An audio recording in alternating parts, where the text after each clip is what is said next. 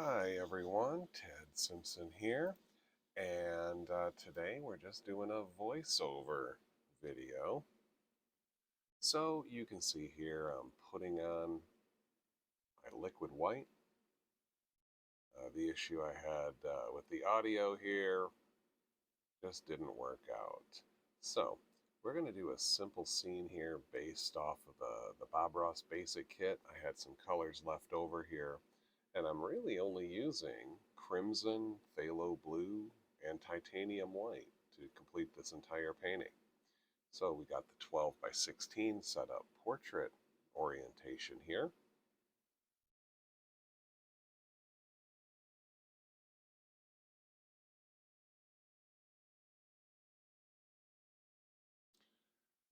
And just bash a little into the brush there. Make sure you have a nice even distribution of paint, and I add a little bit of the phthalo blue, and guess what? We get purple.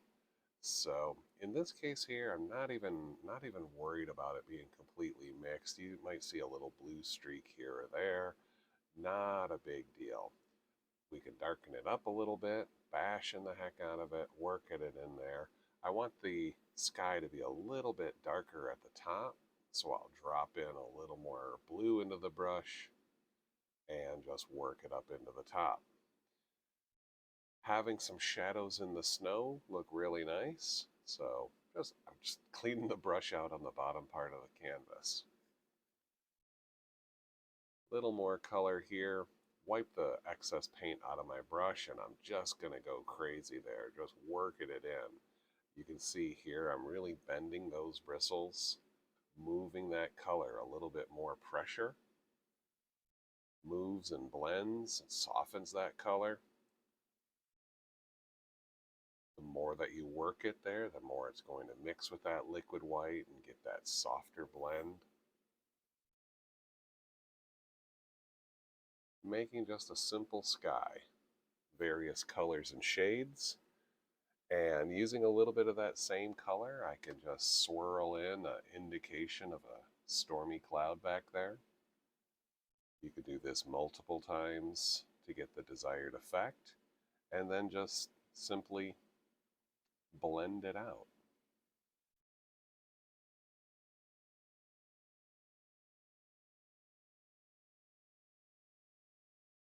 I'm going to try to accentuate that a little bit, add a little more color to the brush, figure out what works good, and then soften and make it mostly disappear.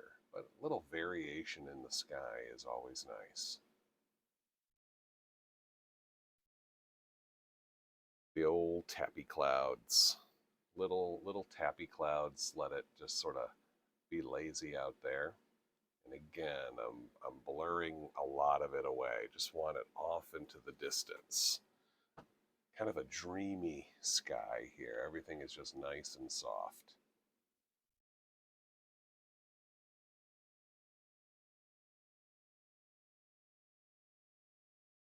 And if you want to throw in a bright cloud here, just pushing it on. I think I need a couple of cinder blocks on my on my easel. It's kind of shaky. But look at that, just stirring it up there, getting some of that titanium white off the brush, and using Bob's little swirly technique here. Just the tips of the bristles, softening the cloud, a couple of hypnotizing strokes, finishes it off.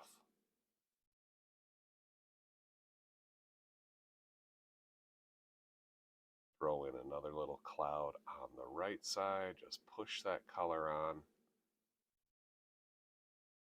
make it bright. And then light little swirls blending out the bottom. And our big old crisscross strokes barely touching. I think I missed a few times there.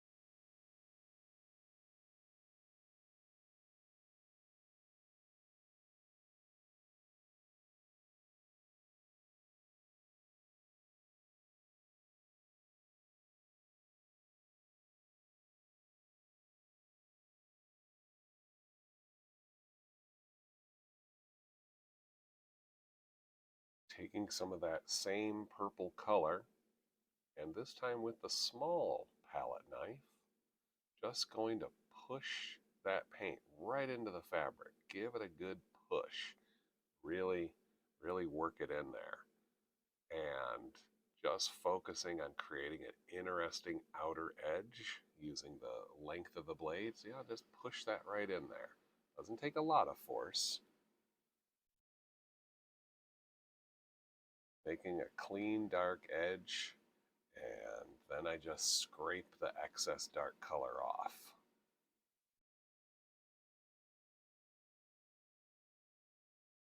We need a little bit of that color to move in the next step.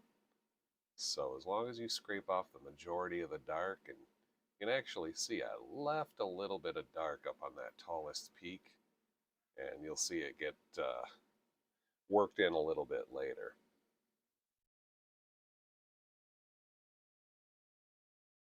Now with that 2-inch brush, I'm going to press in and firmly move the color down, building out the size and shape of the mountain. Hopefully here, the goal is to leave it a little bit bolder at the top, lighter as we work our way down.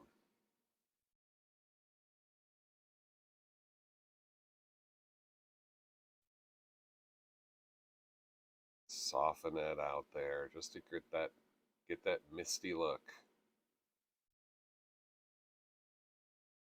I'm working fast and dirty here today. Throw a little bit more color on if you like.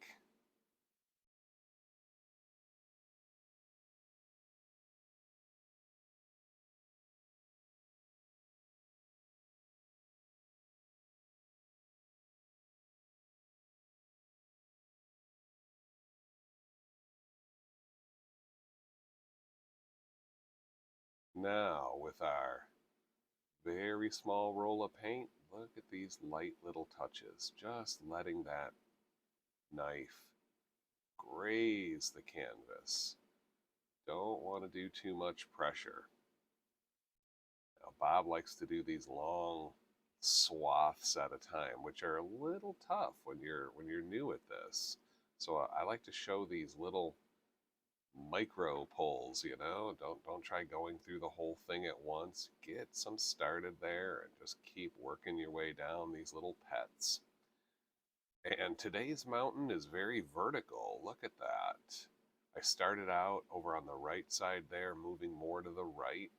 This main peak here, I start pulling down a little more vertical. And over on that little left peak, got to get some up there too. Leaving some room for shadows. Only doing roughly half the peak, the right half.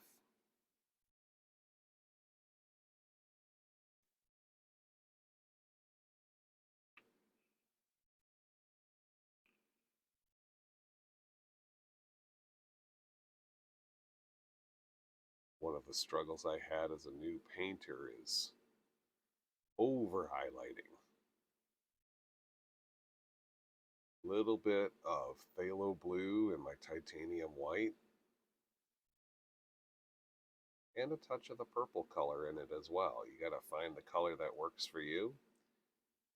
And for our shadow, we work the opposite direction. That's what helps give it that three-dimensional effect.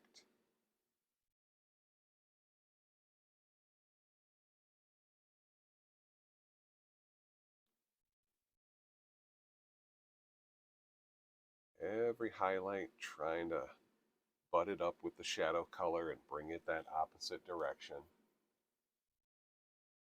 Different size rolls of paint for different parts of the mountain here. Sneaking a little bit in wherever there's a little too much of that dark space, the background color. Not sure I got it there. I think I ran out of paint. So there we go. Put a little bit of that shadow wherever there's some open space.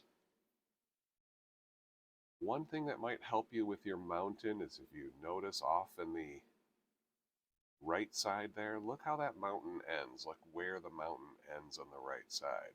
And then when you look at the main peak, you see how it comes down lower on the canvas, trying to create that protruding effect. If all your mountain, every peak on your mountain ends in the exact same spot, it can look a little flat. So as I move to the main peak, I'm bringing that mountain a little lower, a little closer.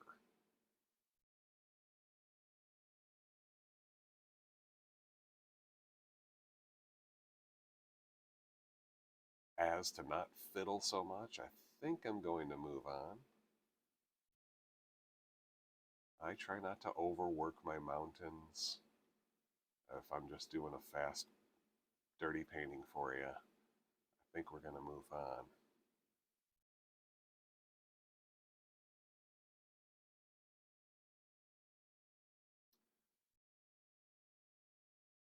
Oh, there I go. I totally forgot, I think, to do the mist. That's it.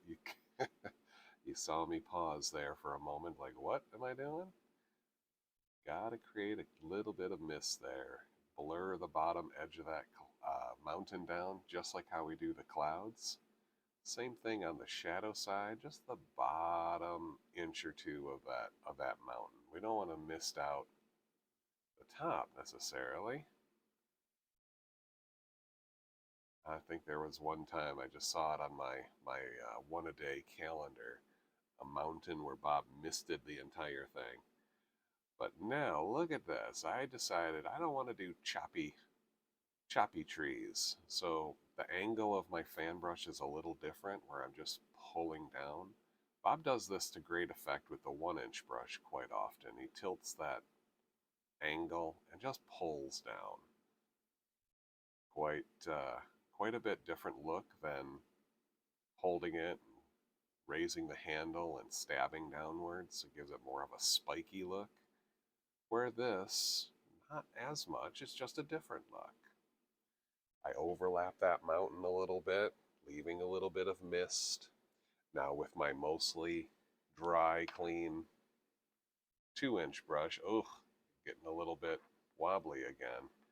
I am striking, allowing the liquid white that's on the canvas there, allowing that to create the mist out of this bottom layer of trees. The more you tap it, the more it will mix. And then just cleaning up the bottom there. Give it a quick lift. And look at that, just an indication of a line of trees, a big old hill back there.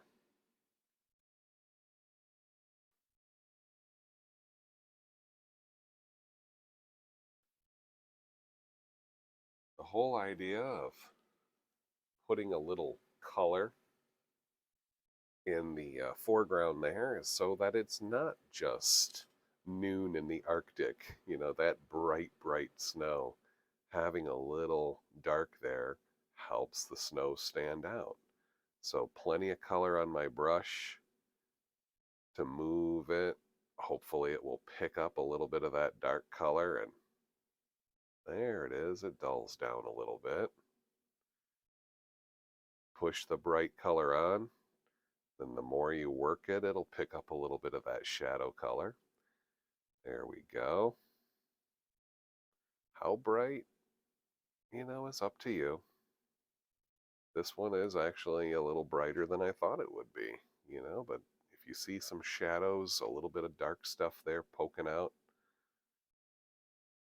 it helps define the lay of the land too. Sweeping your brush at an angle, pushing it on, and then lightening your touch to take out the brush marks. Yeah, that's awfully bright. I added quite a bit that time.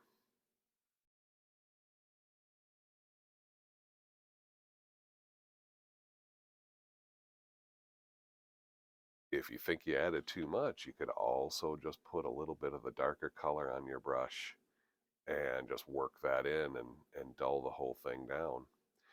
Pushing up with a little bit of purple color, to which I added some more blue, creates a little bit of, just some bushes and other types of stuff there. Using the 1-inch brush, I grabbed just the tiniest amount at the bottom and pull it out to create a little shadow underneath into the snow. Push a little more on there, get it just the way you like it. There it is. A little bit of that highlight color just to brighten up the dark batch of foliage.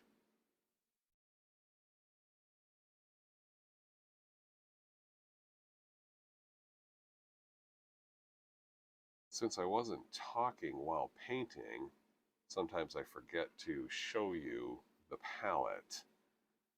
You can see lots of other videos here um, where I show you the palette, show you the mixing, a lot less of my head.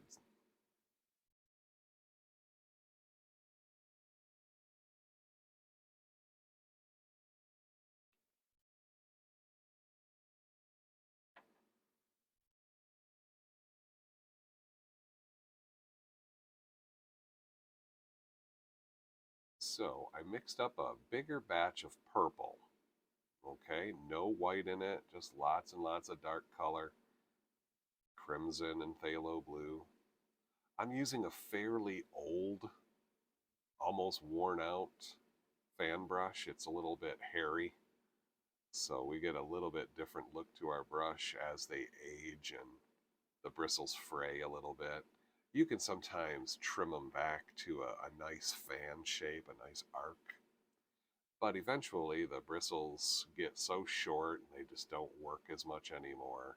And I just thought I'd give this brush a last gasp.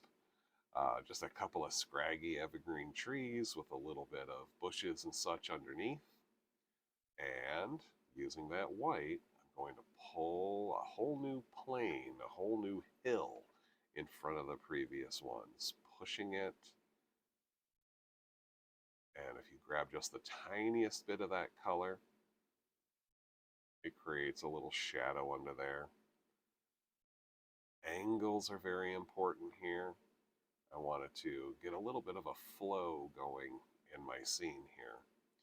So as I pull the snow in the background, I'm pulling to the left. Now that I've built these trees here in the foreground, I'm pulling them to the right. And bringing the lay of the land down. Am I overworking it? I don't know. It's very smooth. I think there could be a little more color variation there. It's a little bright under those trees. I think I'm going to soften that little bit, work it in so it's not so bright. There it is.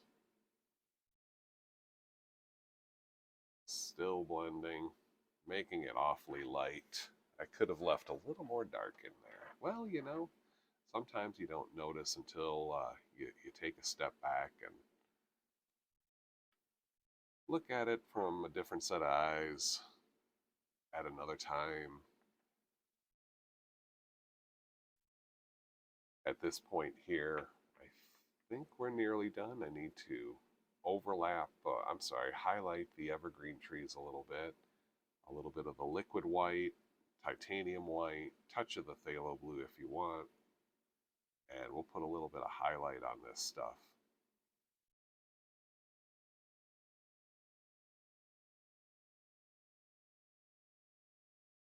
There we go, a little fast and dirty, just tapping, getting some out there, right on the tips of those bristles.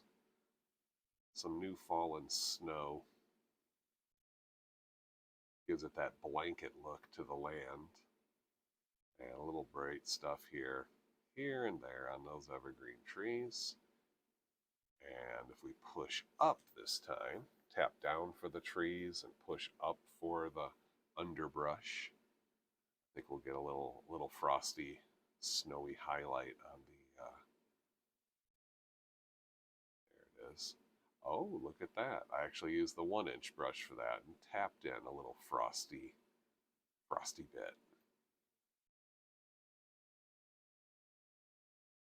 Super simple. Get that same effect like the mountain where The right part of the underbrush is a little higher, and as I move to the left, I'm pulling it down a little lower. Just a little help of depth in there. And that's it. This was a super simple painting, and look at that. In real time, we're just about 21 minutes, a little faster than a Joy of Painting episode. Isn't that something? Sometimes when you're quiet and not explaining things as you're painting, I can go a little faster. So that's it, folks. I thank you for watching, and I'll see you in the next video.